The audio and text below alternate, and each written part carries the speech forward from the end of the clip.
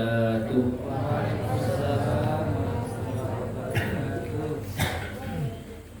Kurang semangat, kebanyakan pula.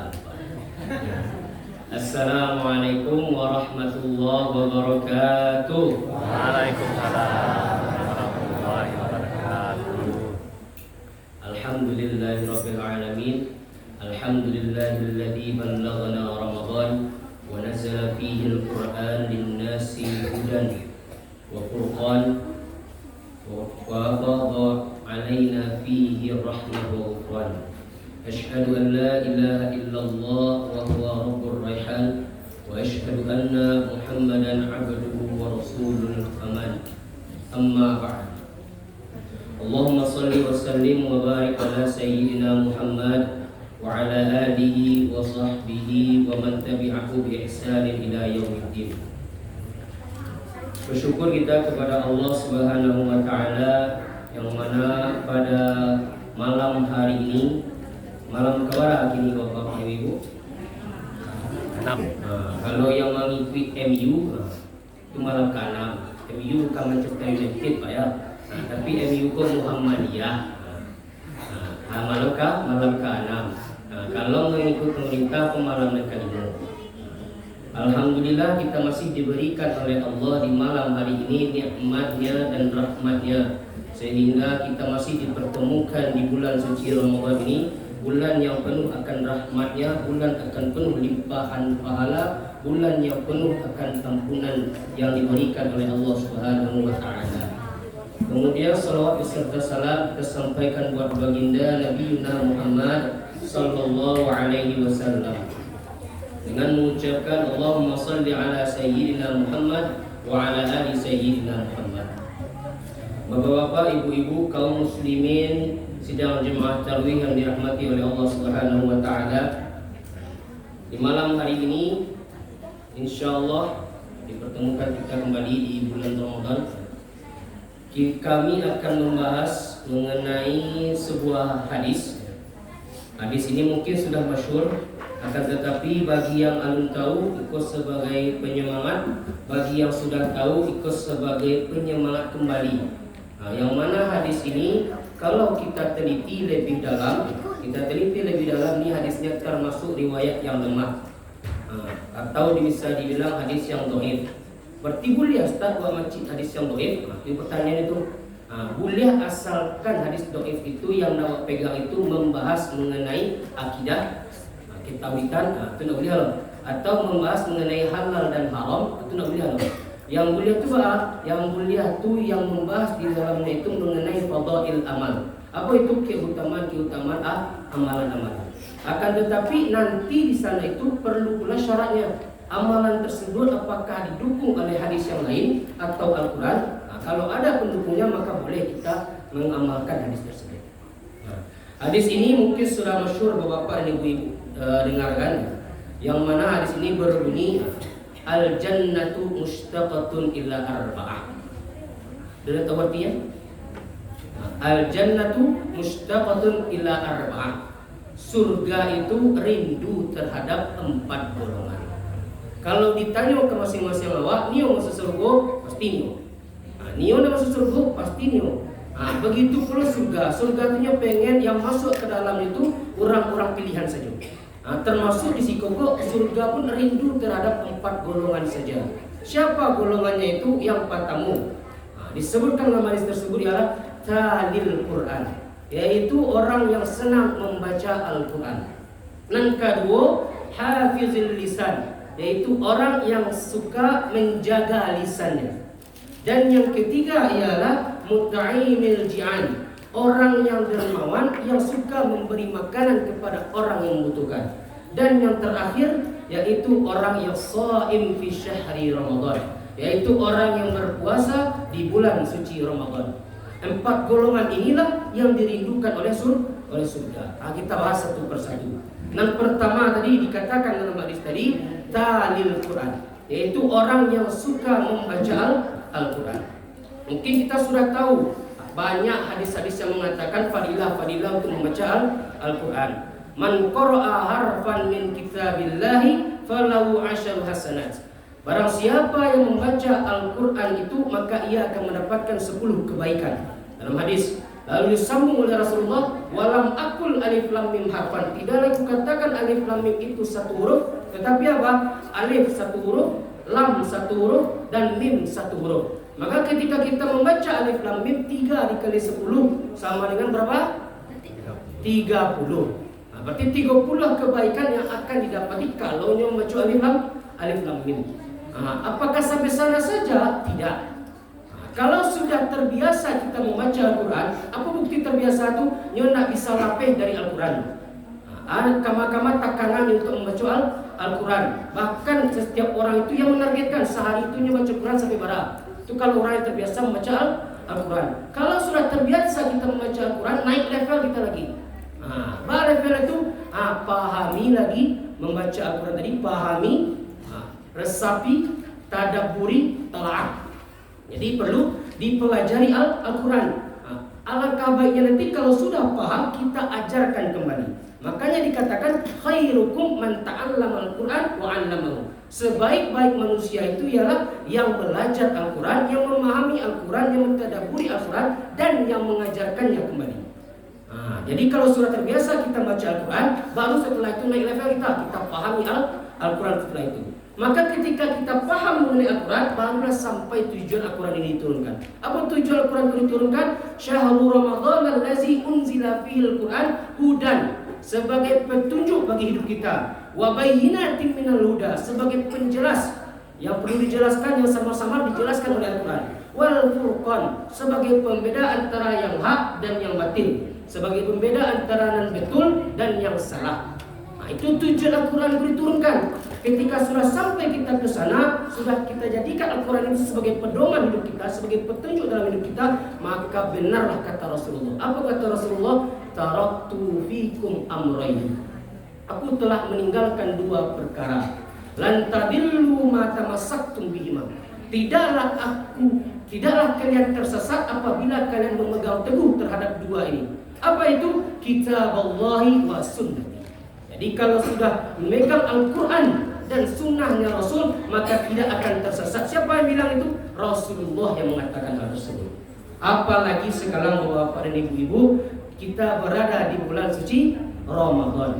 Bulan suci Ramadan ini salah satu namanya disebut sebagai Syahrul Quran. Bahwa Syahrul Quran disebut sebagai bulan diturunkannya Al-Quran di dalamnya. Kalau kita bahas proses mengenai turunnya Al-Quran, sangat unik, sangat mulia sekali penurunan Al-Quran Bapak Ibu. Pertama itu Al-Quran itu disebut sebagai apa? Kalamullah. Allah Rabbul Alamin, Tuhan yang kita agungkan, Tuhan yang paling kita muliakan.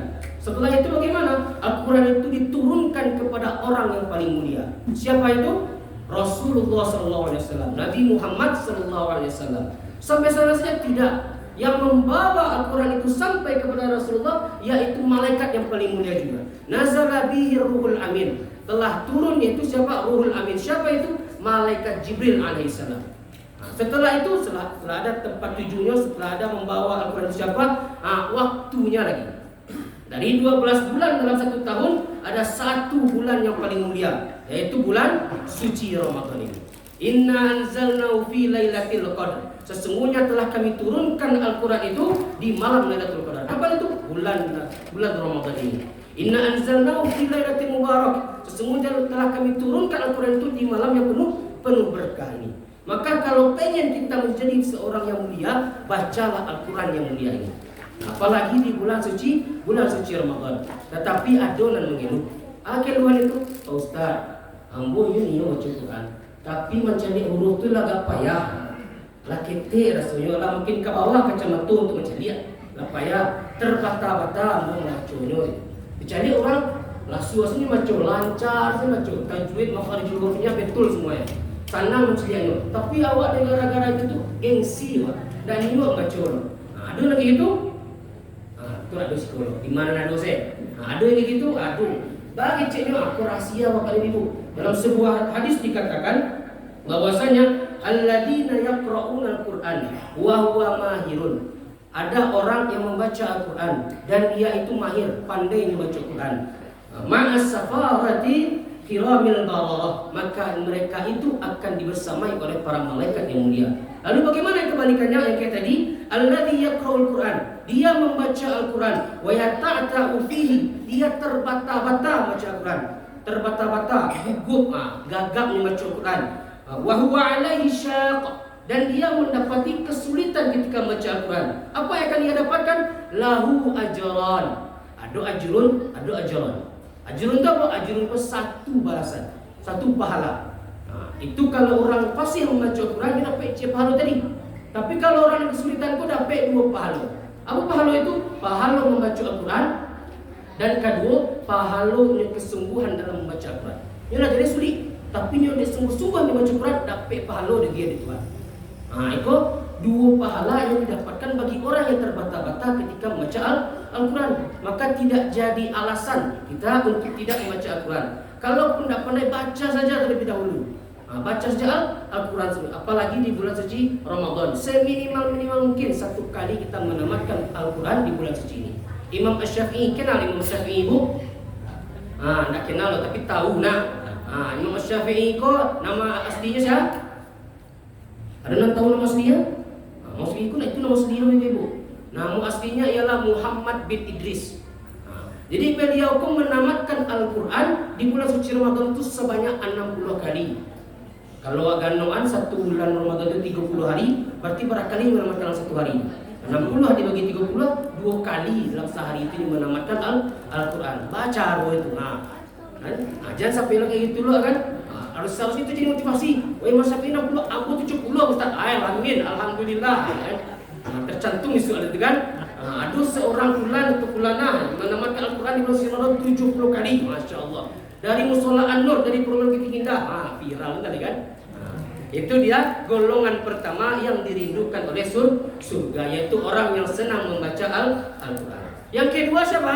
Kedua golongan yang dirindukan oleh surga itu hafizil lisan, yaitu orang yang suka menjaga lisannya, menjaga mulutnya, menjaga lidahnya.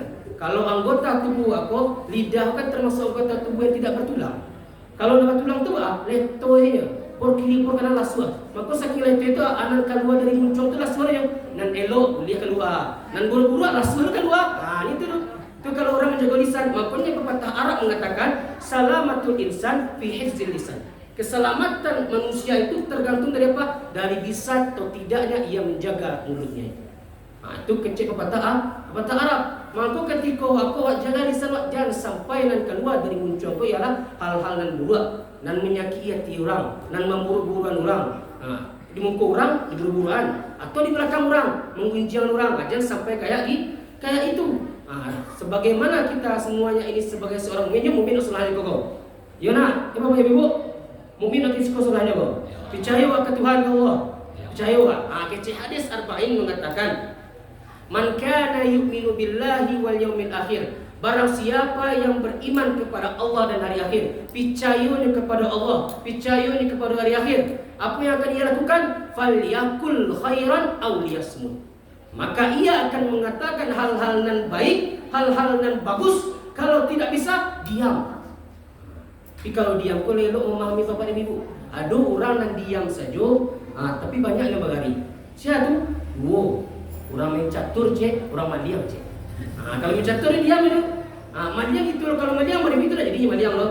Itu gitu nah. Atau ada orang yang diam saja, tapi banyak yang mengecek. Siapa tu? Orang gila. Ini orang gila kan duduk aja tu. Tapi mengecek tadi kan. Atau galak tadi gitu. Itu orang gila. Cuma yang dikatakan dalam hadis tadi, diam yang bukan seperti itu. Diam yang menahan diri waktu. Kalau tak bisa ngecek dan elok-elok, tahan diri waktu. Jangan sampai keluar dari mulut itu yang buruk-buruk. Itu makasih dari hadis tersebut. Ada sahabat Nabi, muazin Nabi, siapa namanya Bapak dan Ibu? Muazin Nabi siapa namanya? Bilal bin Rabah. Bilal bin Rabah itu bagaimana perawakannya? Dari sejarah dikatakan dia perawakannya itu tegap, badannya itu besar, badan itu hitam. Pada suatu ketika ada sahabat bernama Abu Zar Al-Ghifari. Beliau ini ketika itu mungkin sedang bercanda atau bagaimana, tidak jelaskan dalam sejarah, tapi ia mengatakan keluar dari mulutnya itu kepada si Bilal, ya Ibnu Sauda, wahai anak yang hitam. Kalau orang Minang mengecek itu, wahai hitam, wahai kalian, saya tidak tahu kan? Itu kalau orang Minang itu loh. Abu Zar mengatakan itu kepada si Bilal. Mungkin menganggap si Abu Zar tadi itu hanya saudara. Tapi si Bilal pun dirasakan Bilal sakit hati. Bilal merajuk ngadulah ke Rasulullah. Dipanggil oleh Rasulullah si Abu Zar tadi, wahai Abu Zar, aghairatahu bi ummihi. Apakah engkau telah mencaci si Bilal? Apakah engkau telah memburukan ibunya tadi? Innaka mru'u fika jahiliyah. Sesungguhnya di dalam dirimu masih ada perilaku orang jahiliyah. Masih ada perilaku orang-orang yang bodoh tersebut. Kalau awak dinasihati, woi aku anak aku sabi tadi kasih bulan tu kan. Nah dulu gua garah tadinya, pasti gitu. Cuman Abu Zar tidak gitu. Abu Zar punya merenungi. Jadinya tamanuannya dia salah dalam kata tadi. Ditamuilah Bilal tadi. Minta maaf kepada Bilal dengan cara apa? Dia tempelkan pipinya ke lantai, ke tanah. Seraya meminta maaf kepada si Bilal. Kalau awak ada orang minta maaf lah mencemeh awak, dia minta maaf dengan cara sujudnya, basah tu pipinya sama tanah ada kau lakukan. Mungkin awak injak-injak atau palungnya. Itulah kau kan, kau cemeh ni lah boleh kan? Itu tu. Cuman si Bilal tidak. Dia angkatlah Abu Zar tadi. Aku telah memaafkan engkau. Maka di situ apa hikmahnya bisa ambil? Hikmahnya ialah mulutku harus bisa awak jaga. Mungkin anggapan dari diri awak hanya bergarah saja. Cuman yang dirasuan sama orang lain tahu loh. Apakah sakit hatinya tu indah. Makanya tadi itu fal yakul khairan awliyasmut. Kalau tidak bisa mengatakan hal nan elok, tahan. Jangan sampai keluar kata-kata nan buruk nan menyakiti orang lain. Maka ikulah golongan yang kedua. Golongan yang ketiga bapak-bapak dan ibu-ibu yang dirahmati oleh Allah Subhanahu wa taala. Golongan yang ketiga ialah muta'imil ji'an. Itu orang yang senang memberi makanan kepada orang yang kelaparan atau kepada orang yang membutuhkan. Imam Al-Ghazali di dalam kitabnya Ihya Ulumuddin dikatakan di sana ada empat kelompok yang menjaga keseimbangan dunia. Aqwamud dunya arba'ah. Ada empat. Apa tu? Nan pertama tu bi ilmil ulama, dengan ilmunya para ulama. Dan yang kedua tu apa? Dan kedua tu lah bi adlil umara, dengan keadilan seorang pemimpin. Dan yang ketiga apa? Bisaqail aghniya, dengan kedermawanan orang yang kaya. Dan yang terakhir ialah ad-du'a lil fuqara, doanya orang-orang fakir. Jadi empat ini yang menjaga keseimbangan dunia yang dikatakan oleh Imam Al-Ghazali. Yang kita highlight di sini, yang kita garis bawahi yang ketiga tadi. Bisaqail aghniya, kedermawanan orang yang kaya. Maka ketika kita mau bersedekah, mau memberi makanan kepada orang yang membutuhkan itu, tidak perlu banyak-banyak. Biarlah sagete. Sebagaimana dalam hadis katakan apa? Fattakunna walau bisyikki tamrah. Takutlah kepada neraka dengan cara bersedekah walau hanya dengan sebutir kurma. Sebutir kurma itu barang itu. Kalau aja ni harga pasar kurma itu dengan sekilo harganya mungkin 75, 90-an, atau yang setengah ada 50-an, juga yang 60-an. Anda mengalih yang boleh bebek ya. Banyak isinya kilo-kilo itu. Jadi harga sebutir kurma barangnya. Jadi di sini itu dikatakan bahwasanya sedekahlah kalian walaupun sakit itu makasihnya. Apalagi di bulan suci Ramadan. Di bulan suci Ramadan itu paling banyak orang untuk berlomba-lomba untuk magi makan. Magi apa? Pabukuan. Man fattara shaim, barang siapa yang memberi pabukuan, magi makan untuk orang yang berpuasa, apa yang ia dapatkan? Kana lahu mithlu ajri shaim. Ia akan mendapati pahala seperti orang yang berpuasa. Tanpa apa yang kus ajru shaim, tanpa mengurangi pahala orang yang berpuasa tadi. Si A sedang berpuasa, si B berpuasa loh. Tapi si B itu magi makan ke si A. Maka apa? Si B itu mendapatkan pahala puasa si A tanpa mengurangi pahala puasanya si A. Jadi antara si A si B itu tidak ada narugi. Tidak ada narugi, tidak ada nama kurang pahalanya loh. Itu apalagi di bulan suci Ramadan tuh. Pahalanya itu dilipat gandakan. Makanya ketika kami kuliah tahun ibu, orang Mesir itu mungkin taluk membeli sekotak kurma saja. Di bawahnya kurma itu tagak tapi jalan. Pasti tapi jalan lagi. Kalau tengah jalan jadi. Dan tak ada tuh. Tapi jalan tagak. Di bawahnya lah kurma tadi. Dibuka dalam keadaan terbuka. Jadi siang lalu bebas nih membiak. Ini ambil cie, ambil 2, ambil 3. Bebas nih membiak. Setelah itu apa? Setelah itu beberapa meter berjalan melihat diri ada orang. Diri bukan malia, bukan kan? Dirinya apa buku aku risiko. Disuruh duduk sinan. Ketika di sinan itu ada disediakan apa? Ada nasi, ada ayam, ada buah, ada susu, ada kurma dia. Banyak. Porsinya gadang.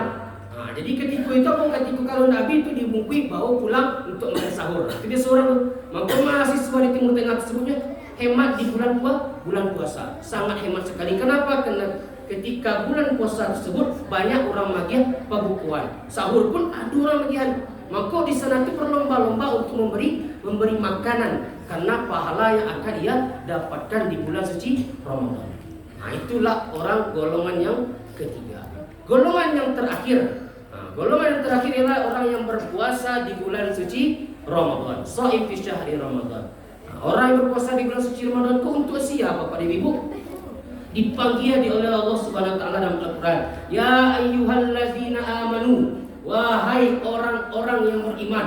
Ya ayyuhallazina itu harfun nida, panggilan. Hal itu hak tanbih, ditegaskan senang. Wahai aku yang beriman, wahai aku yang benar-benar mukmin. Dipanggil oleh Allah Subhanahu wa taala. Kutiba alaikumusiyam, diwajibkan atas kalian berpuasa. Apa gunanya puasa tersebut? Banyak pahala yang akan diberikan oleh Allah. Salah satunya apa? Ampunan akan diberikan oleh Allah. Man shoma Ramadhana imanan wa ihtisaban, ghufira lahu ma taqaddama min dzambi. Akan diampuni pahalanya telah berlalu. Dan tidak hanya sampai sana saja. Pahala orang berpuasa itu langsung Allah yang membalasnya. Wa ana ajzi bihi. Itu kece Allah Subhanahu wa taala dalam diskusinya. Allah langsung yang membalasnya. Maka di sini orang yang berpuasa itu digolongkan oleh Imam Al-Ghazali di kitab Ihya Ulumuddin itu ada 3 orang golongan puasa. Ada 3 tingkatan orang yang berpuasa. Tingkatan yang paling bawah tersebut disebut sebagai shaumul umum. Shaumul umum, puasa orang awam. Puasa orang awam itu apa? Puasa orang awam itu hanya menahan dirinya dari makan, dari minum, dari syahwat. Jadi dia menahan dirinya dari hal-hal yang membatalkan puasa. Itu orang yang paling tingkat yang paling rendah, disebut sebagai shaumul umum. Wa nanya tingkat kata segitu namanya shaumul khusus, puasa orang yang khusus. Puasa orang yang khusus tadi itu ia tetap menahan makan, tetap menahan minum, tetap menahan syahwatnya, tetapi ia juga menjaga dirinya untuk tidak berbuat maksiat.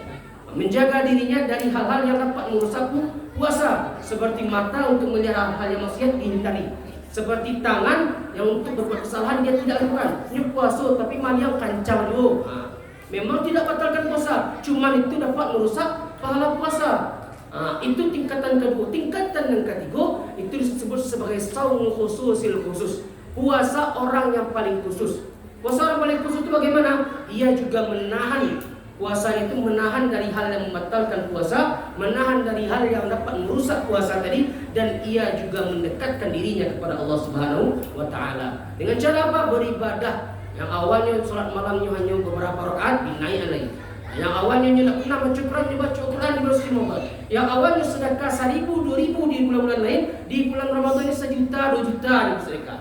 Itu orang yang pengen mendekatkan diri kepada Allah. Maka dikatakan oleh Imam Ghazali tadi ikut 3 tingkatan orang yang berpuasa di bulan suci Ramadan. Yang pertama tadi puasa orang awam, yang kedua ialah puasa orang yang khusus, yang nomor 3 ialah puasa orang yang paling khusus. Nionan mawa. Kalau awak masih berada di puasa yang paling bawah, maka kita tingkatkan untuk puasa yang tingkat nomor 2. Kalau kita masih berada tingkat yang nomor 2, tingkatkan lagi ke nomor 3. Jangan sampai turun ke nomor 1. Lebih naik lagi ke nomor 3. Kalau kita sudah berada di tingkat yang ketiga, pertahankan. Jangan sampai turun iman kita, jangan sampai turun istiqomah kita sampai nanti akhir di bulan suci Ramadan. Sehingga ketika kita istiqomah, sampailah maksud dari puasa ini agar menjadi apa? La'allakum tattaqun. Agar menjadi orang-orang yang bertakwa. Maka inilah 4 golongan yang dirindukan oleh surga. Yang pertama apa tadi Bapak dan Ibu? Orang yang suka membaca Al-Quran. Dan kedua siapa? Orang yang menjaga lisannya. Yang ketiga siapa? Orang yang memberi makan pada orang yang kelaparan. Dan yang ketiga ialah orang yang berpuasa di bulan suci Ramadan. Mudah-mudahan kita menjadi salah satu golongan yang dirindukan oleh surga. Mungkin ini saja yang dapat kami sampaikan. Kurang dan lebihnya mohon maaf. Subhanakallahumma wa bihamdika asyhadu an la ilaha illa anta astaghfiruka wa atubu ilaik. Wassalamualaikum warahmatullahi wabarakatuh.